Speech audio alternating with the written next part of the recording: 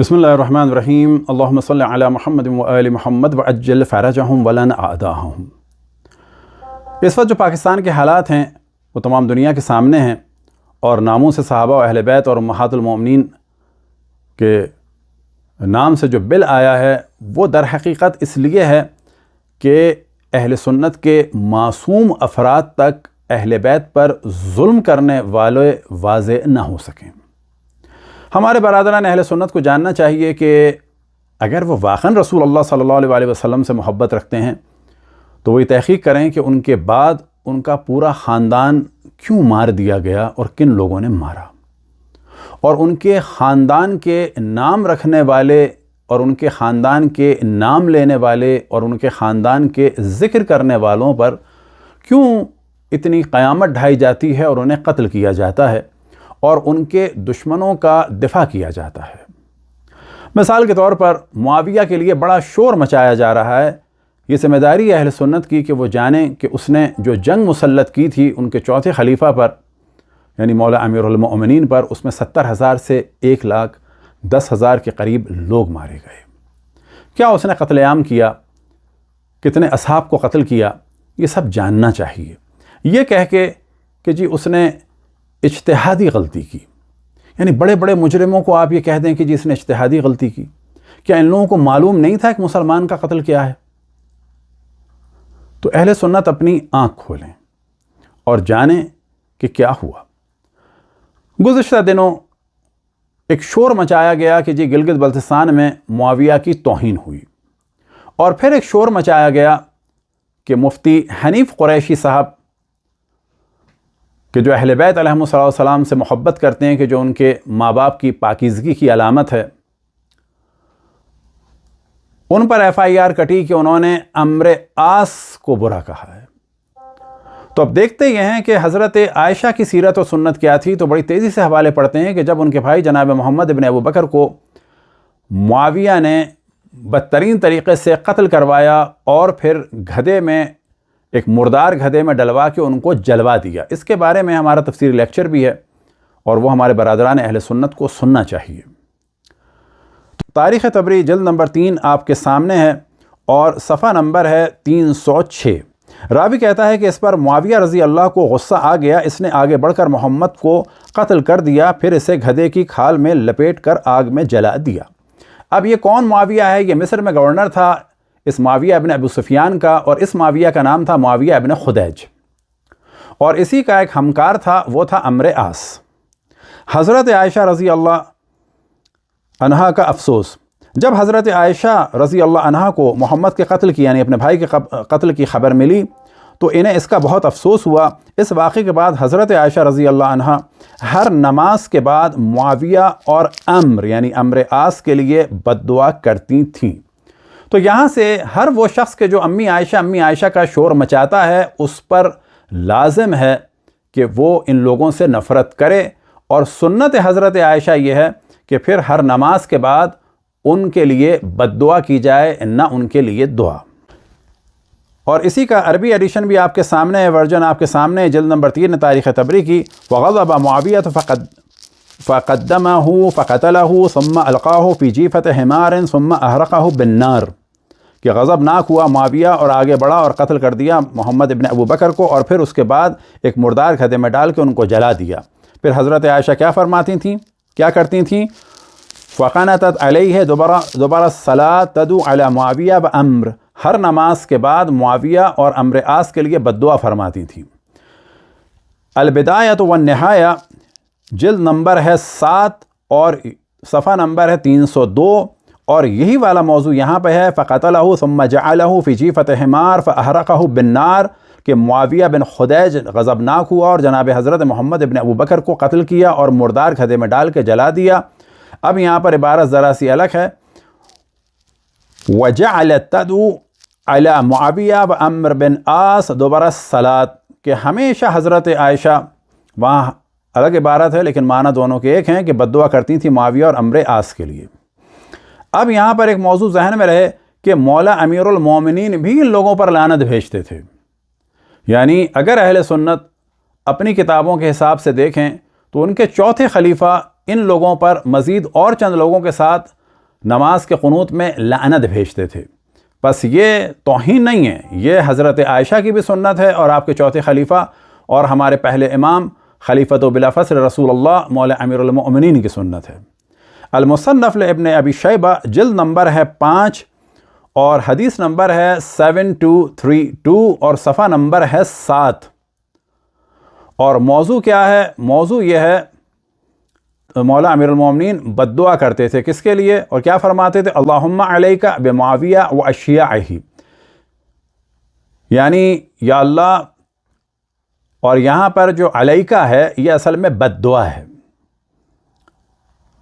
کہ تو ان کا حساب لے، تو ان کی خبر لے، اور شکوہ فرماتے ہیں مولا امیر المومنین کس سے؟ اللہ سبحانہ و تعالیٰ سے، اور بد دعا کرتے ہیں ان کے لیے اور فرماتے ہیں اللہم علیکہ بمعاویہ و اشیاعہ و عامر بن عاص و اشیاعہ، کہ معاویہ اور اس کے چاہنے والوں طرفداروں اور عامر بن عاص اور اس کے چاہنے والوں طرفداروں، و ابا الاعور السلمی، یہ کون ہے؟ یہ ہے وہ شخص کہ جس نے صحابی جلیل القدر رسول اللہ صلی اللہ علیہ وسلم جناب حجر بن عدی کو قتل کیا، اور یہ معاویہ کے جلادوں میں سے ایک جلاد تھا اور یہ بھی سو کالڈ اسی قسم کا صحابی تھا۔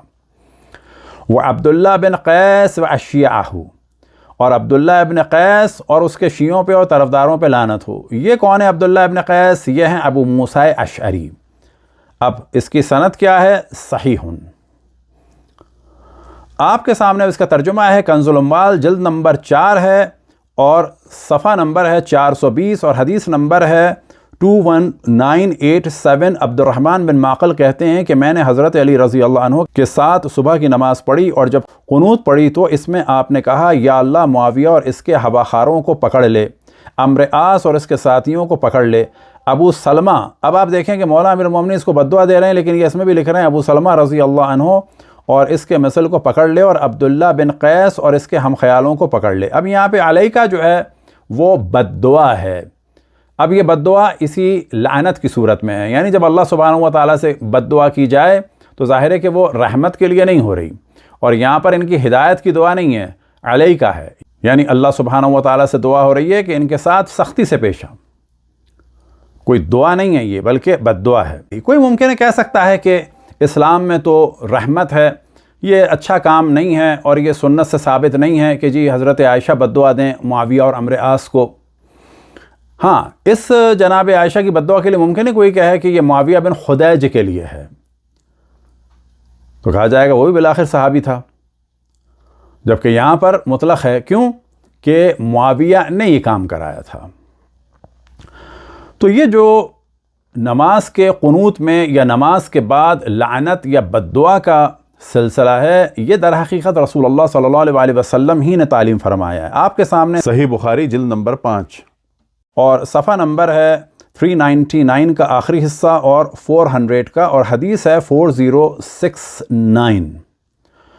اور اصل روایت کیا ہے؟ اذا رفع راسه من الرکوع من رکعۃ الاخرۃ من الفجر یقول اللہم لعن فلانا و فلانا و فلانا۔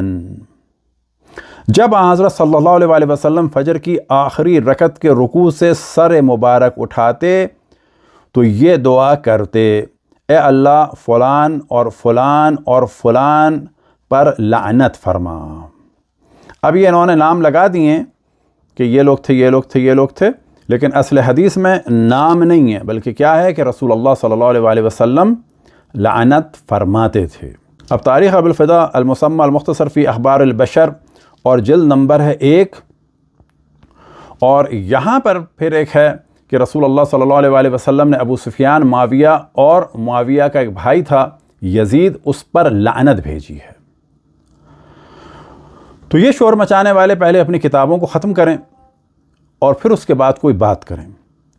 تو پہلے آپ کے سامنے عربی کا متن پڑھ دیتے ہیں، اور صفحہ نمبر ہے 380۔ وراء النبی صلی اللہ علیہ وآلہ وسلم ابا سفیان مقبلا ومعاویہ یقودہ ویزید اخو معاویہ یسوق به فقال لعن اللہ القاعد والراقب والصاعق۔ البتہ اس کے ساتھ اور بھی روایت ہیں، اذا رأیتم معاویہ علی منبری فاقتلوہ، اگر معاویہ کو میرے ممبر پہ دیکھو تو قتل کر دو۔ اب یہ روایت صحیح ہوں یا غلط ہوں، بعض دفعہ کہا جاتا ہے یہ بنائی ہوئی ہیں بنو عباس کی، تو بنو عباس بھی آپ کے خلفاء تھے، ان سے آپ شکوہ کریں۔ آپ اس کو چھاپتے ہیں، دوسرا کوئی پڑھ نہیں سکتا، یہ بڑی عجیب و غریب بات ہے۔ اب اس کا کیا ترجمہ ہے یہ بعد میں آ جائے گا. خلاصہ یہ ہے کہ رسول اللہ صلی اللہ علیہ وسلم نے فرمایا کہ جو اس گدھے پر سوار ہے اس پر بھی لعنت ہو, جو کھینچ رہا ہے اس پر بھی لعنت ہو, جو اس گدھے کو دھکا لگا رہا ہے اس پر بھی لعنت ہو. اور یہی والی روایت ہے مسالک الابصار, اور یہی والا موضوع ہے, لیکن یہاں پر اضافہ ہے وشجرۃ الملعونہ کہ قرآن میں جنہیں شجرہ ملعونہ کہا گیا, اتفق المفسرون انہ اراد بها بنی امیہ, کہ تمام مفسرین اہل سنت کا اجماع ہے کہ قرآن میں شجرہ ملعونہ سے مراد بنو امیہ ہیں کہ جن کا آج دفاع کیا جاتا ہے. اور بنو امیہ کے ظاہر ہے کہ جو سرکردہ تھے, کہ جن لوگوں نے ظلم ڈھایا, جن لوگوں کو حکومت ملی, وہ لوگ اس میں خاص طور پر شامل ہیں. اور اصل روایت وہی ہے کہ رأى نبی صلی اللہ علیہ وسلم ابا سفیان مقبلا ومعاویہ یقودہ ویزید اخو معاویہ یسوق بہ فقال لعن اللہ القاعد والراکب والسائق. اب یہاں کا ترجمہ آپ کو دکھا دیتے ہیں. تاریخ طبری جلد نمبر 7 اور صفحہ نمبر ہے 192 کہ پہلا موضوع وہی ہے شجرہ ملعونہ کا, اور یہاں پر لکھا ہے اور وہ درخت جس پر قرآن میں لعنت کی گئی ہے, اور ہم انہیں ڈراتے ہیں مگر ان میں سوائے زبردست سرکشی کے اور کچھ نہیں بڑھتا. کسی کے درمیان اختلاف نہیں ہے کہ اس سے مراد بنو امیہ ہے. یہ ہم نے ضمناً بیان کر دیا تاکہ اس موضوع کی جانب بھی توجہ رہے. انہی میں سے رسول اللہ کا اس حالت سے متعلق ارشاد ہے جب کہ وہ ایک گدھے پر سوار آ رہا تھا, معاویہ اسے کھینچ رہا تھا, اس کا بیٹا یزید اسے ہکا رہا تھا. یعنی کس کا بیٹا؟ ابو سفیان کا بیٹا ہکا رہا تھا کہ کھینچنے والے اور سوار ہانکنے والے پر خدا کی لعنت ہو. کہ رسول اللہ صلی اللہ علیہ وسلم نے ابو سفیان, معاویہ اور اس کے بھائی پر لعنت بھیجی. اب ایک موضوع ہم بعد میں بیان کریں گے, لیکن یہاں بیان کر دیتے ہیں کہ معاویہ کو بچانے کے لیے صحیح مسلم میں پورا ایک چیپٹر بنایا گیا ہے, اور چیپٹر کا نام ہے باب من لعنہ النبی صلی اللہ علیہ وسلم او سبہ ودعا علیہ لیس ہوا اہلا لذالک کان لہ زکاة واجرا ورحمتا. اس کا پورا ترجمہ انہوں نے نہیں کیا ہے. باب جس پر آپ نے لعنت کی اور وہ لعنت کے لائق نہ تھا. اب یہاں پر آپ دیکھیں کتنی بڑی توہین رسالت ہے کہ ایک آدمی لعنت کا اہل نہ ہو اور رسول اللہ نے اس پر لعنت بھیجی ہو. یہ تو انہوں نے آدھا ترجمہ کیا ہے, لیکن جو پورا ترجمہ ہے وہ کیا ہوگا؟ وَسَبَّهُ وَدَعَ عَلَيْهِ, اور جس کے لیے بد دعا کی ہو اور جس کو گالی دی ہو. اب معاویہ کو بچانے کے لیے اسی باب میں وہ روایت لائی گئی ہے کہ جس میں ہے کہ اللہ اس کے بطن کو نہ بھرے, یعنی اس کا کبھی پیٹ نہ بھرے. تو آپ یہ تصور کریں کہ یہ علماء اہل سنت کی روش ہے کہ معاویہ کو بچانے کے لیے رسول اللہ پر گالیوں اور بد دعا اور لعنت کی تہمت لگا دی. کس پر؟ کہ جو اس کا اہل نہ ہو. یعنی کیا یہ ممکن ہے کہ رسول اللہ صلی اللہ علیہ وسلم کسی کو لعنت دیں, کسی پر لعنت بھیجیں اور وہ اس کا اہل نہ ہو, یا کسی کو معاذ اللہ گالی دیں؟ وہ گالی نہیں دیتے تھے. یا کسی کے لیے بد دعا کریں, ہاں بد دعا کرتے تھے اور لعنت بھیجتے تھے, لیکن ہمیشہ اہل پر بھیجتے تھے.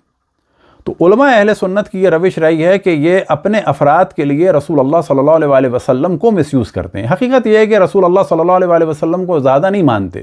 یہی وجہ ہے کہ ان کے اہل بیت سے بھی ان کو اتنی محبت نہیں ہے, ماں سوائے چند لوگوں کے. ان کا زیادہ ہم و غم جو ہے ہمیشہ رسول اللہ صلی اللہ علیہ وسلم کے بعد جو لوگ پاور میں آئے, جنہوں نے اہل بیت پر ظلم کیا, یہ ہمیشہ ان کو بچانا چاہتے ہیں.